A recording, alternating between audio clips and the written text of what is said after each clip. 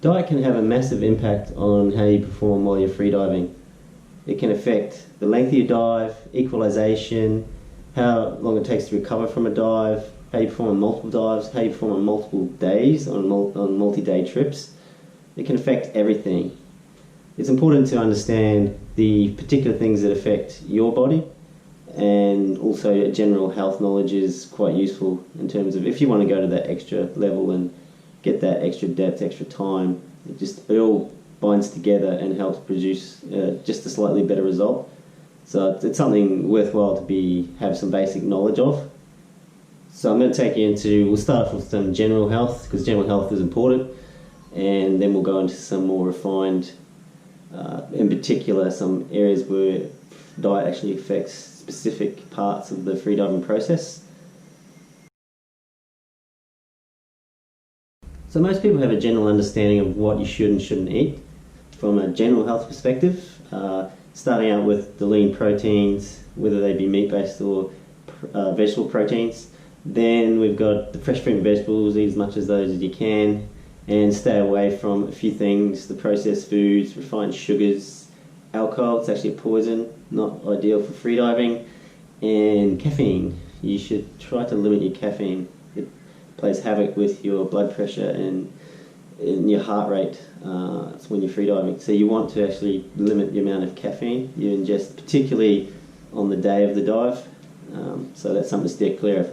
So I'll show you a few tricks that I do to improve my diet, and then we'll look at some other freediving specific diet if you're having trouble equalizing, for example. So we'll take a look at that now.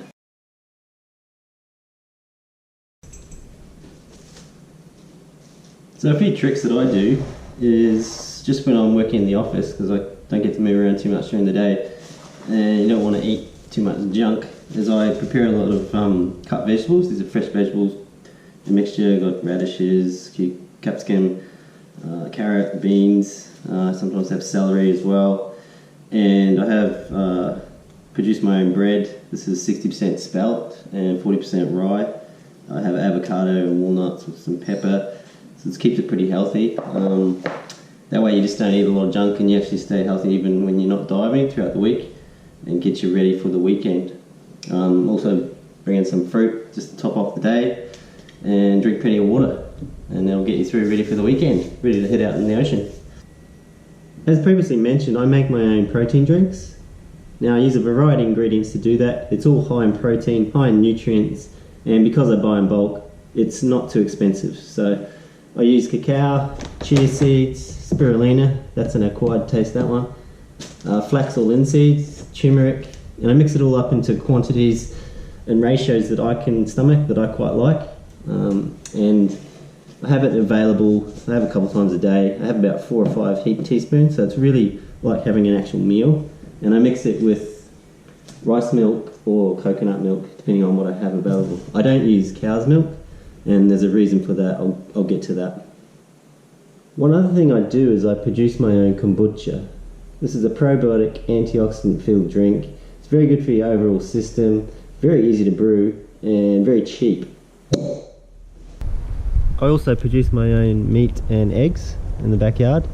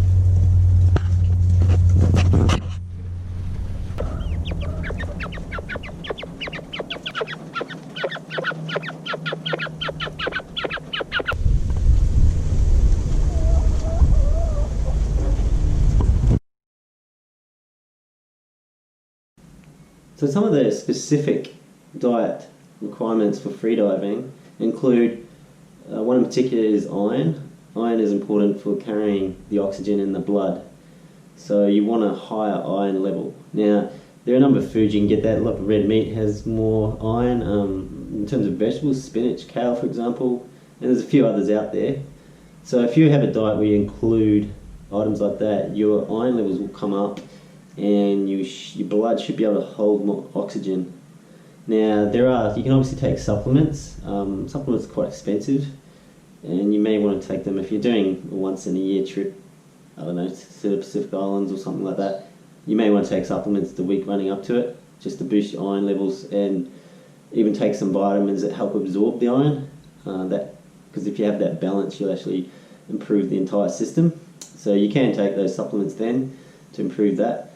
But yeah, again, I said it's quite expensive way to do it. So other things to note is also for mucus forming foods. Dairy is a really bad one for creating mucus, and with mucus you have trouble equalising. Now, I cut dairy out of my diet a long time ago, and I used to have horrific problems equalising. It was terrible. I used to get reverse blockages, general blockages, a lot of pain in my head, sometimes blood even coming into my mask. And since I stopped taking a lot of dairy, that includes obviously milk, the cheap cheeses, and chocolate. You don't have chocolate. Yeah, so after I changed that, I was able to equalise hands-free, and half the time I dive, I don't even have to make the equalisation happen. It just happens on its own. And that's an improvement I did over many years, and I have to attribute a lot of it to changing the mucus-forming foods and eliminating them from my diet. It made a big difference to me, and it's something, if you're having trouble equalising, it's worthwhile doing. Some other foods that are worth considering is things that reduce inflammation in the stomach, like turmeric, for example, or cinnamon. They just reduce the irritation, which settles down the system, and that way a general calm system is what you want, so the whole body is relaxed and you have the ability to carry a lot of oxygen in your blood, and then you'll dive well. So what should you eat when you're going out spearfishing for the day? Well, it's a difficult question. If you're just a free diver, you'll hear a lot of them talk about oats because they have slow release. It's carbohydrate slow release, and they maybe have some cinnamon or turmeric with it to reduce the irritation. Now, that's great, but for me, when I go spearfishing, I tend to get up very early in the morning, drive to a boat ramp, then go out in the boat, maybe bash out for an hour if it's rough, you never know.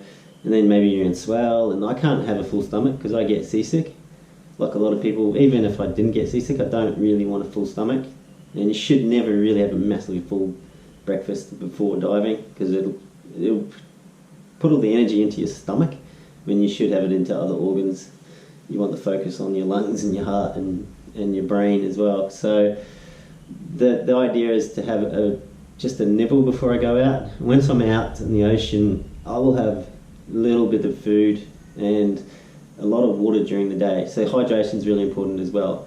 And actually it's been shown that if you don't hydrate, you probably have difficulty equalising even later in the day.